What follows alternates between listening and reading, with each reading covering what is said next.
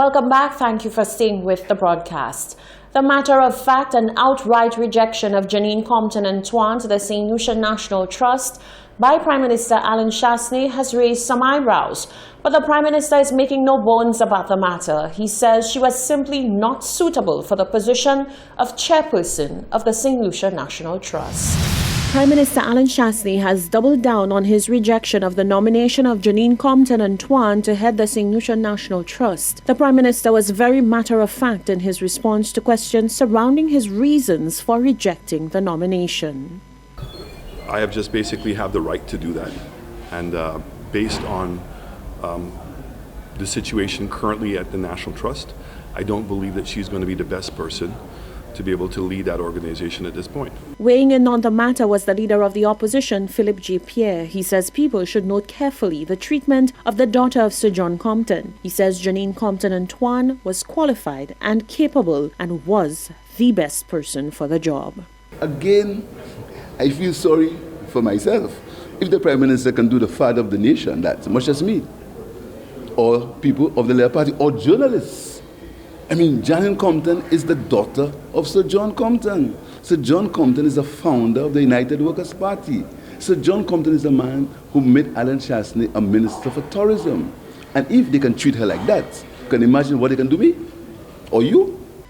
According to Pierre, this is a further sign of the vindictiveness of the current government. Alan Chastanet, for his part, says the reasons are obvious for why Janine Compton-Antoine should not be heading the National Trust.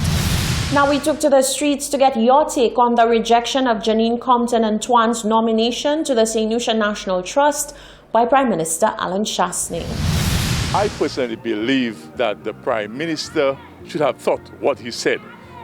Because honestly, the media should have asked the question when he said she's not the right one for the job. So you, the media people, should have asked, Prime Minister, you are saying Janine is not the right person for the job. Are you the right person for the job? Right? I personally believe it is a very insultive because one, people can continue, it goes long. It can say that, are they, Minister, but you have people in your cabinet who are not capable of handling the situation of this economy. And so I think the Prime Minister is out of place for him to insult a daughter of the father of the nation. I think it's very insulting and something is very bad. In other words, I'll put it better, that I personally believe that the Prime Minister is out of place for him to make a statement like that because there are people that he is putting towards advisors to this government, like I would say Lakabi. Is he capable of handling this job that the Prime Minister gave him? And it goes on and seven things. But I personally believe that is a bad statement, and I think you, the people of St. Lucia, you should hold the Prime Minister accountable for this statement. I think it's a poor taste. I really believe so. I believe we as St. Lucians should change our attitude. I mean, if somebody's qualified, allow them to. And think about it again. The daughter of the father of the nation, that's how we treat him. That's the kind of thank you we'll say to Sir John. That's very sad. That's really sad. Sir John must be turning in his grave right now to see how his daughter would be treated by his very own persons he left behind. Wow. As far as I'm concerned, you see, the trust, that is not a political entity, all right? That is a place that has to be neutral, that is dealing with the country's business. And as far as I'm concerned, as long as you're too political or you feel well, because some people might be there and because they're supporting certain parties, and if they have to take certain action just to affect the party that they against or to support the party that they against, they will. The trust not supposed to be political at no time.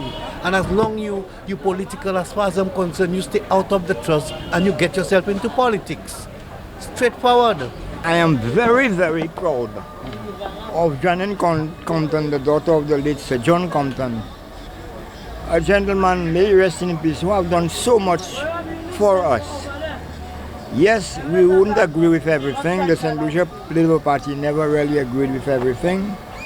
But I always remember, as a young man going to the house, or an older person going to the house, because right now I'm 74 years old. Whenever the fellas were putting hell on Sir John Compton, Sir John didn't mind, he used to take notes. And if anything good was being said, he to do for the people of St. Lucia, he would do it. Now, as far as I feel about Sir John Compton is that John Compton, to me, is well-mannered and disciplined. John Compton do have the interests of the people of St. Lucia. What is so wrong in not letting her have a position? I'm really, really, really disappointed with that decision taken by the Prime Minister. I don't think it's right for Janine to take the job, because the fact she was a politician, she's going to politicize the position. So it's better you have somebody who is neutral, clean, no political affiliation, because that's going to politicize the position. You don't want to start a president and you cannot stop. Well, though her father was the father nation, or nation of the father, and you know, last election, she went up independent. So she went up independent. And plus she was on that side and she get fired. So tell me which side she would go. So you cannot just say you will put her there, because you don't know what's on those people's mind. They could change. They could change fast. Well, the Prime Minister make a good decision because maybe he see from afar. I think the Prime Minister may have good reason for not accepting Janine Compton as someone to head the trust. I suppose he has to examine the qualifications, and also based on his experience with her, I mean, in the past she has not been a credible person to deal with in terms of his party support, and I think she went against some of the principles of the party, and so I suppose he has good grounds for making that decision. Those were your views. Emanuela and friends made their grand entrance to the St. Joseph's Convent on Wednesday. The activity was twofold: a press conference for the upcoming Emanuela and Friends comedy show and an assembly with the students of St. Joseph's Convent, as the school was one of two schools selected to receive a visit from Emanuela, Anti-Success and Mark Angel comedy team. St. Lucians are getting set to laugh their hearts out courtesy of Emanuela, Anti-Success and the Mark Angel comedy team all the way from Nigeria. The team, which features Mark Angel, 9-year-old Emanuela and 6-year-old Success, have garnered rave reviews and success worldwide for their tongue-in-cheek content, and the group are now on island to bring that same joy to the nation. Whilst touring the island to promote their show, the group stopped by the St. Joseph's Convent, where they engaged with students and teachers, and to show just why they are so loved. Jamaican comedian Christopher Daly, who is the group's spokesperson, thanked St. Lucians for the opportunity. These two young ladies and the entire team, they are troopers, and they've been traveling for hours from Nigeria to get here to the Caribbean, and it's just awesome that they are here on the ground in St. Lucia. Your warmth, I want to thank you very much for just being so accommodating to everybody, and I want to thank the promoters for giving us the opportunity to come and meet the beautiful St. Lucian people. Thank you very much. The team also met with the student who wrote to them asking them to come to St. Lucia.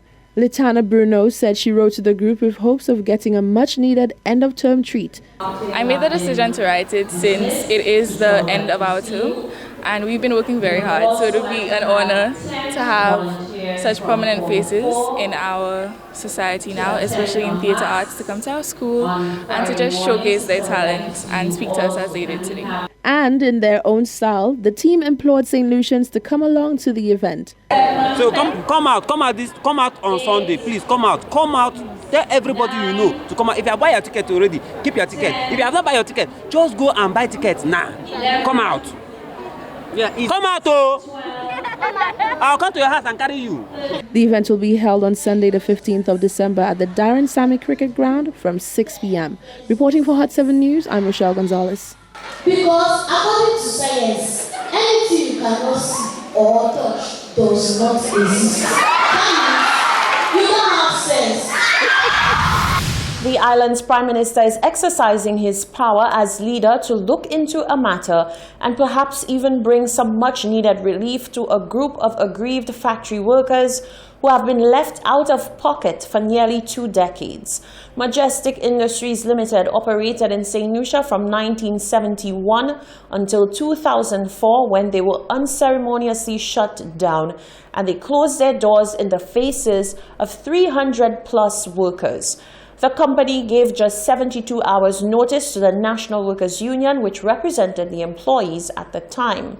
There was no severance pay, no notice pay, outstanding wages, and non-payment of about 3 months of NIS contributions. Last week, Prime Minister Alan Shastney met with the leadership of the union and 4 workers formerly employed with the company. He vowed to look into the matter to see where he can step in to help. I've made a commitment to investigate in order to be able to resolve the matter, which has been a vexing issue for a very long time. My understanding, and I've passed the details on to the Attorney General, that there is a judgment in order to be able to settle the issue with the workers, but it's subject to the sale of the land. So I have agreed to investigate the matter. I have given the matter to my Attorney General, and I would certainly like to resolve this problem as quickly as possible. In the fight to gain compensation, it was discovered that the former company owned a sizable property in the same Vidbouteille area where the factory was situated. With the failure of other attempts to get this matter addressed, the union returned their attention to the Prime Minister, who said he would like to see the matter handled speedily. I think these ladies have suffered for a very long time. I think the courts and everybody else have had sufficient amount of time to find an amicable solution, and I think it should come to an end. And I'm hoping that we can find a solution to this problem very early in the year. The union noted that before turning to the Prime Minister, they wrote to Labour Minister Stephenson King on 3 occasions with a petition requesting that the land owned by the former company be sold and monies obtained from this sale utilised to pay compensation to the workers. The recent appearance of counterfeits of the new EC polymer notes has raised great concern for Minister for Commerce Bradley Felix. The new notes, which came into circulation in June 2019, are produced from a thin, transparent and flexible plastic film made from polypropylene and include a number of security features intended to make it impossible for counterfeiters to replicate. However, a recent photo making rounds on social media has the minister concerned. He urges the public to be aware of the security features in order to protect themselves.